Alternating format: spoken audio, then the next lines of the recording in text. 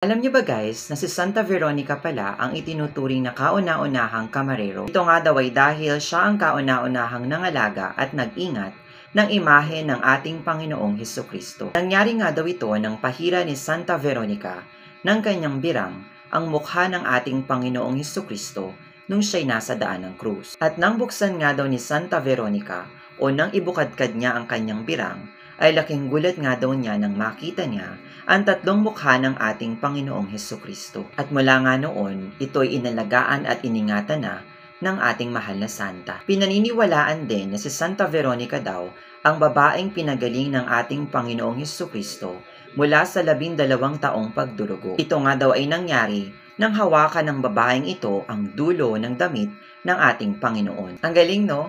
By the way guys, maliban kay Santa Veronica ay meron pa pong ibang mga santo ang meron ding imahe ng ating Panginoong Hesukristo.